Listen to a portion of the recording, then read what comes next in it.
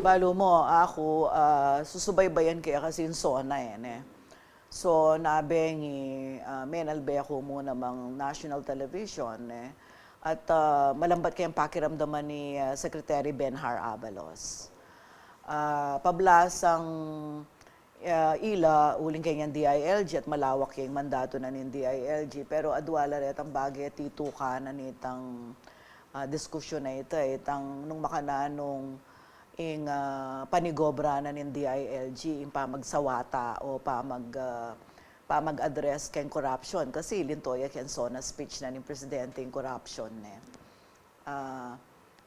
Metong ngayon sinabi na ng presidente panibata na ng corruption, yung procurement law. Nga pinburida yung pabayo, yung procurement law. Kasi apulo na yung kanumbanuan. Ito namang metong sasabihan ng Benhar Abalos, itang sasabihan mong rereklamo na ng metong mayor. Kaya mo naman metong mayor, yan dakal lang mayor magreklamo. Mangailangan niya naman amyenda yung Local Government Code of 1991. Kasi king Local Government Code of 1991, makakabila ret ang mga pwede nang gawa ng metong local government unit, kalupa na nin sinabi mo. In fact, ganaganang local government units, magsilbi lang magpatalakad o kailangan lang magpatalakad tertiary hospitals. Pero ito, better said than done niya. Uling mialiwano man income level. Ilapin det ang mapilan pisasabihan dareng local government officials ketang meging SONA speech. Kasi potang makiramdam ko kareng may interview kesanti nga man satisfied naman keng speech ketang SONA pero makisang ayo naman ketang alaya man sinabing presidente tungkol karyan talapagobra. Alaya man sinabing presidente tungkol keng minimum wage law nung makanano ng lita sa sweldo ring magobra. Alaya naman sinabing ating yan sinabi pala yung presidente na magbabaka na yung presyo da rin panyaluan. Ikit-kitang report ng JM na itangkit na nga sige pen, kwento mo na kareng memalen. Nung nano itang general sentiment, ikwayo, you do social listening in the CLTV news page. What was the reaction naning general public, the netizens, for example? Naning reaction, Justin? Actually, kasalungsungan ng SONA, siyempre, at suta mo kayo ng kilo, may kapag-interview tamo, pre-SONA, and then we produce the post-SONA. Kasalungsungan ng SONA, mag-highlights tamo, karetang sasabihan real-time. So, akakita mo na katang sinabi ng bibaba impression ng Panyaluan, ding reactions daring netizen, siyempre, atinang maili, atinang no ka rin po yan napuntalan kaya, makanyan. So, the following day, what we did, kami nga doon JMP, sabihan niya, JM, makaniningawan tamo, munta at naking palengki, lawen tamo talaga, nung nanulo nga sabi dikil kening amano na ng presidente ng bibaba impression ng Panyaluan. Of course, with comparison, ketang data na atin. Siyempre, kung obrata mo, dapat milalako rin. Nung lawenta naman kasi itang datos na ng Philippine Statistics Authority o PSA, atin yan downward trend talaga, itang inflation. So itang sasabihan ng may babaeng presyo keng Panyaluan, keng mga labasan na bulan, kaya tayo i-trace ito kasi antimuan yan January 2023, 8.7% yung inflation. February 8.6, March 7.6, April 6.6, May 6.1, karasning June 5.4. In target na kano, kaya kayarianin banwa, meron siyang 4%. So, atin yung downward trend karin. Pero yung lawenta no man detang stocks keeping unit ng DTI, itang price monitoring ng SRP, 70+% alang ginalo, alang migbayo. 30+%, 76%, and then 34%, if I'm not mistaken, basta makanita, 34%, mitas lapang 45 centavos hanggang sa 7 pesos. Kareng presyo ng SRP. So nalalawin, kay ba't itapin, pintalantala, deng mamagtinda, ang poreng manyali, kem palengki, ing sentimiento then magtinda, matumaling kaya kaming panindang yan, o kaya kaming abli, ulan na ning mali. So, itang inflation rate, yes, may babaya at yan downward trend. Pero, on the ground, ita pa mo rin bulsaning kaya katamong kabalen, pa mo rin, kumbaga, may kagyo. Kaya talagang, dapat ng salwan. May itong kare sinabi na 25 pesos sa abyas. May maglawet mo, karang 25 palengke. pesos o 20 pesos? 20 pesos 20 siya pesos. yung target na. Oh, yung target Pero na. atsuta pa kano ken 25 pesos. Misan tamo pa mo may nakit 25 pesos sa abyas, apin yan itang pamamuklat ning kadiwa o itang launching. Uy, pag maragol na yung kadiwa oo. Masanting naman yung kadiwa o nang itapin. Oh. Ing punada kan. Well, masanting ito to ita ating son. 25 pesos may nakita mo. Sabi ko pin garing nga beta mo kang Kabayan Art, ang pukan JM na mag-cover ng panahon ngita. Oh, makisali na kayo pala kasi 25 pesos ya mo para itabi kamalan. O ning sera na limited mo po.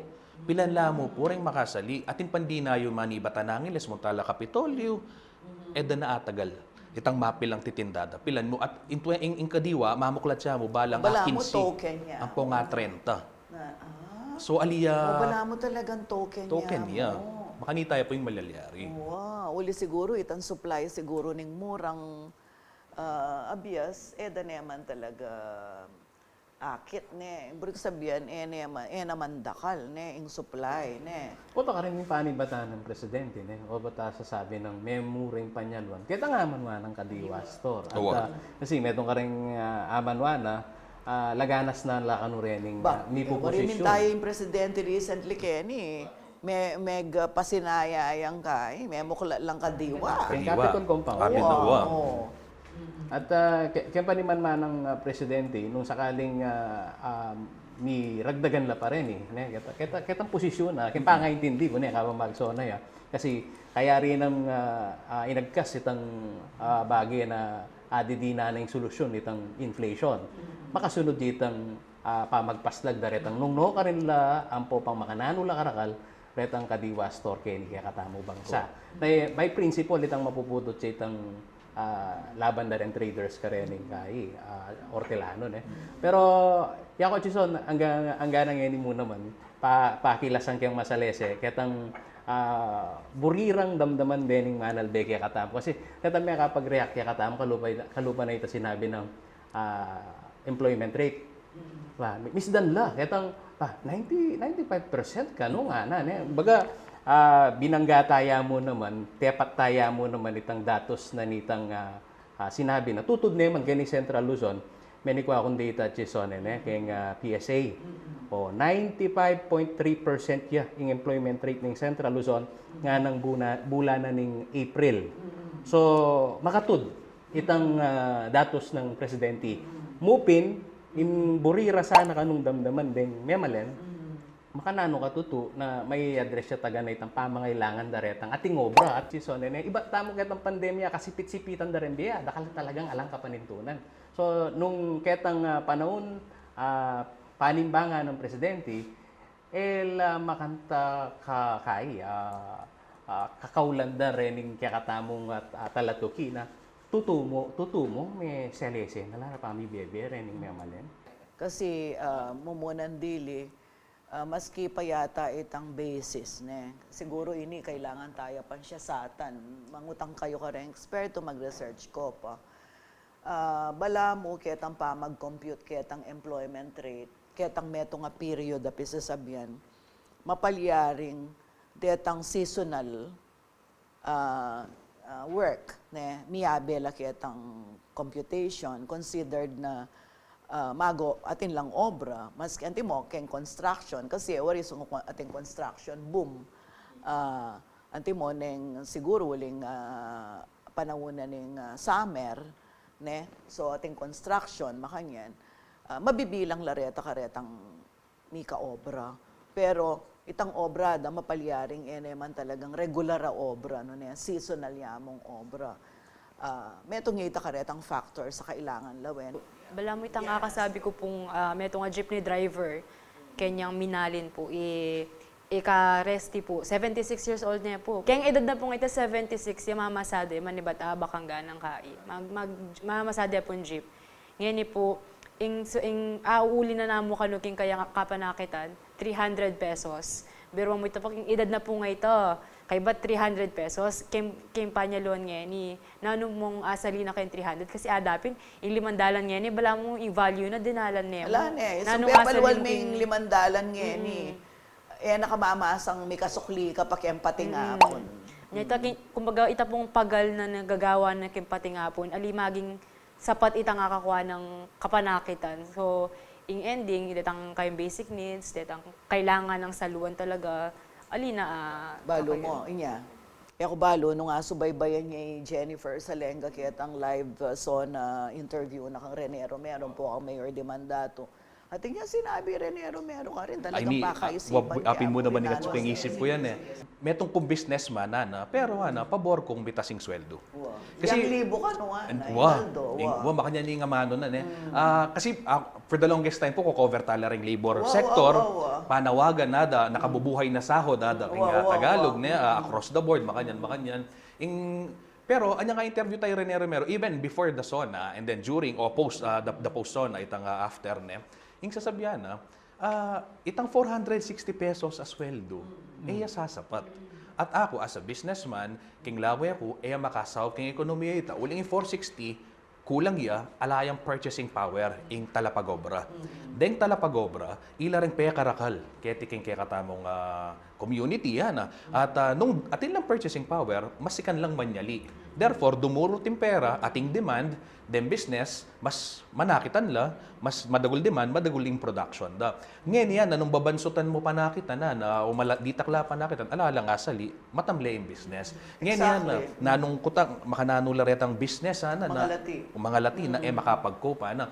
Atin niya, Manyarala yan. the exact words, bala mo, purging manyarala. Makanya ni sasabihan kasi yan, nung edi agyo itang pasweldo nga ita, manyarala. Ngayon, when the time comes na ready na la, kanitala at panton lang industriya na agyudang sweldo na itang at para dapin kitang pangangailangan o itong pamangailangan da rin kaya katamong kabali. Wa panalok yan tayo ini kasi ini importante uling ini naman national issue mo kabud talagang impisa sabihan sweldo talagang mas kinuha rin sulok naning bansa mo lalo na kaya katamo at inyang epekto yan.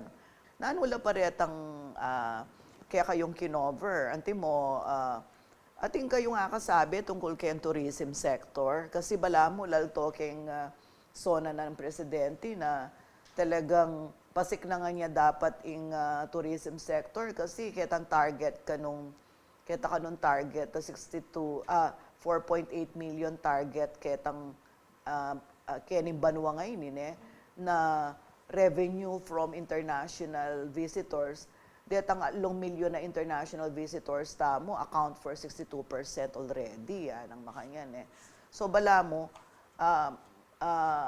ing tourism sector metong yakaretang job generating sector na buridang pasiknangan.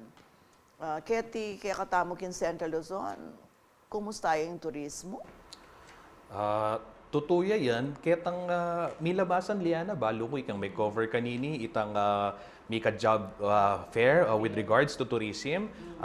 Pwede mo na ning kikatamong relatively new kasi medyo malamba na yung makalukluk yan ni Dr. Richard Dinos. Metong yakaring kaluguran tamo mo naman na maralas na nga interview.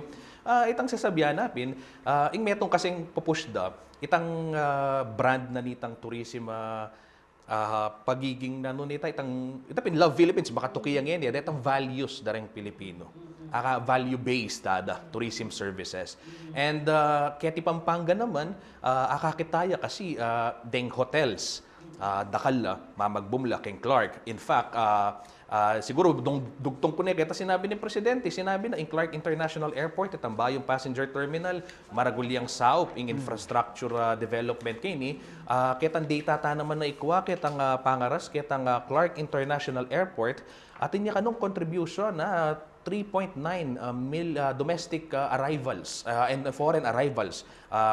Anyang 2022 basic and data na ning lipad ning Luzon International Premier Airport Development ning operator ning airport. So maragulang bagay retang infrastructure sabayan men itang manpower na atin tamo what we have to offer dapin itang pamangan.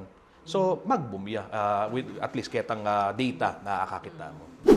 Metong karetang linto ketang SONA speeching pamanintun o pamag-develop king renewable energy. Talagang metong karen sa sengsing daren tawing maling presyo na ning kuryente. Then yung mga lating business po, establishments kaya king Ciudad San Fernando, Pampanga. Anyang milabasang kanu at yung adwan libo yung presyo ng kuryentira kay ba't ngayon mamabot na yung 4,000 to 5,000, 7,000.